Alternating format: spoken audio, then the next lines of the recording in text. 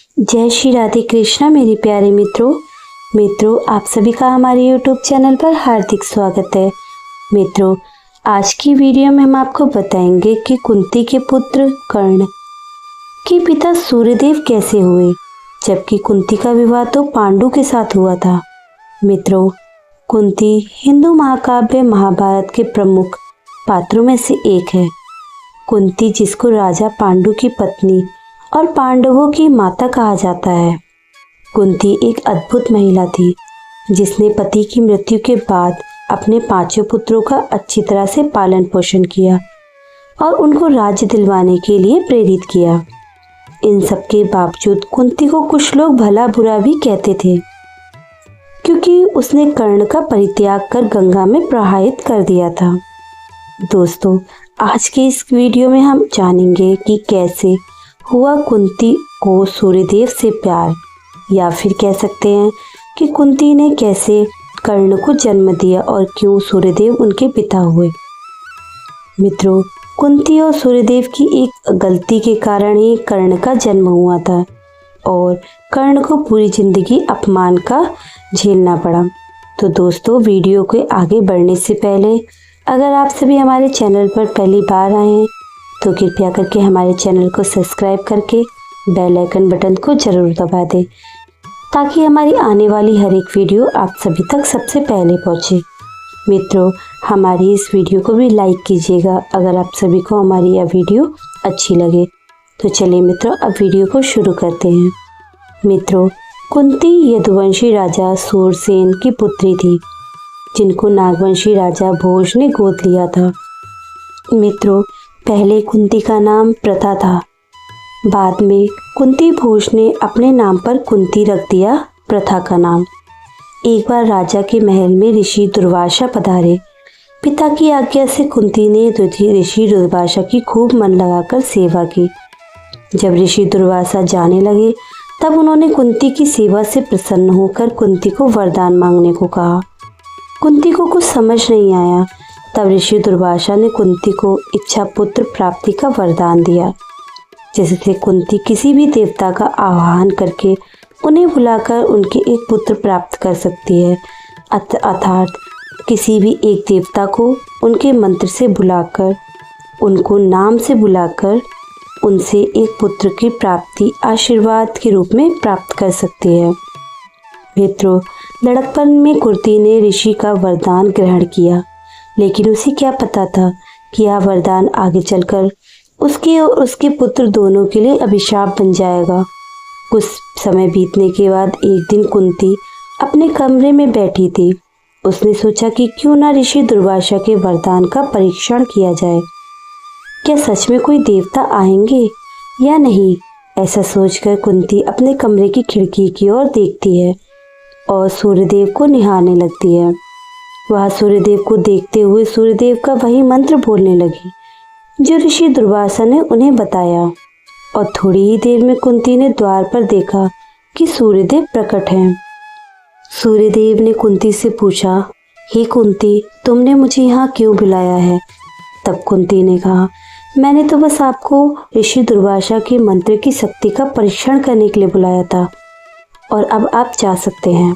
इस पर सूर्यदेव ने कहा, कुंती, तुमने जब हमारा आवाहन किया तब हमें तो तुम्हें वह देना ही होगा जिसकी मनसा से तुमने हमें यहाँ बुलाया है। अब हमें अपना अंश तुम्हें देकर ही जाना पड़ेगा। ऐसा सुनकर कुंती घबरा गई और उसने अपना दरवाज़ा बंद करते हुए सूर्यदेव से आग्रह किया कि आप वापस चले जाइए। मैंने भूलवश आपको स्मरण किया, कृपया मुझे क्षमा कर दें और अपने लोग वापस चले जाएं। इस पर सूर्यदेव ने कहा, कुंती, तुम डरो मत, अब हम तुम्हें अपना अंश देकर ही जाएंगे। ऐसा सुनकर कुंती चिंता में पड़ गई और उसने पुनः सूर्यदेव से आग्रह किया वह अपने लोग वापस चले जाएं। उससे जो भी हुआ भूलवश हुआ, जिसके लिए वह आपसे क्षमा चाहती है।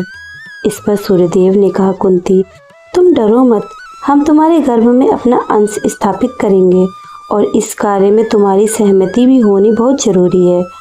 कुंती बाहर से तो मना कर रही थी, लेकिन अंदर ही अंदर वह सूर्यदेव के तेज से प्रभावित हो रही थी। सूर्यदेव ने कुंती को समझाया कि यदि हम तुम्हें बिना अपना पुत्र दिए चले गए तो इससे हमारा तेज कम हो जाएगा और हमारा आयुष व्यर्थ चला जाएगा। तब कुंती ने कहा कि अभी तो मैं बच्ची हूँ, इस सूरत में यह कैसे संभव है। सूर्यदेव ने ज़्यादा अनुग्रह करने पर कुंती ने ना चाहते हुए सूर्यदेव की अंश को अपने गर्भ में स्थापित करने के लिए हाँ कर दिया। तब सूर्यदेव ने कुंती की नाभि को छू लिया, जिससे वह तुरंत ही रसजला हो गई।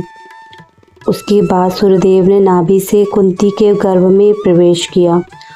वह मंत्र द्वारा अपने पुत्र कर्ण को स्थापित किया और तुरंत बाहर निकल आए। मित्रों, जाते समय सूर्यदेव ने कुंती से कहा कि कर्ण के जन्म से तुम्हारा कौमार्य भंग नहीं होगा और तुम पवित्र ही रहोगी। सूर्यदेव ने बताया कि यह पुत्र धरती पर कवच और कुंडल के साथ जन्म लेगा और सारी सृष्टि इसको महारथ दानवीर कर्ण के नाम से जानेगी। तब कुंती ने जाते हुए सूर्यदेव से क्षमा मांगे।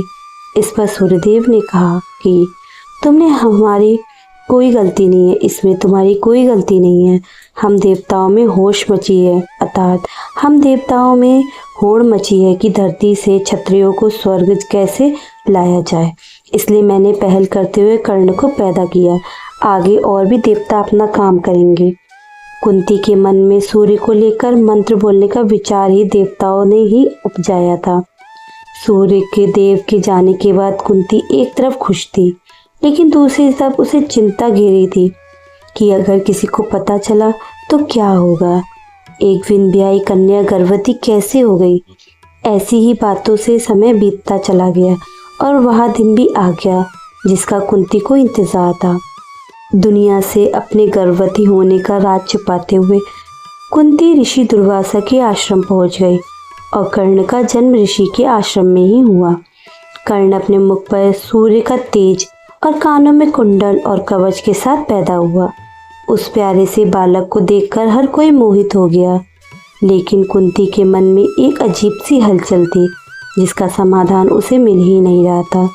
तब कुंती ने अपने दिल पर पत्थर रखकर उस नवजात को एक पालने में रखकर गंगा में प्रवाहित कर दिया।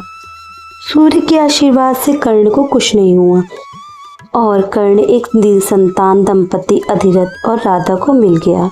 अधिरथ एक सूत जाति का व्यक्ति था, इसलिए कर्ण को लोग सूत पुत्र कहने लगे और जीवन भर कर्ण एक राजकुमार होकर भी एक सूत पुत्र कहलाया।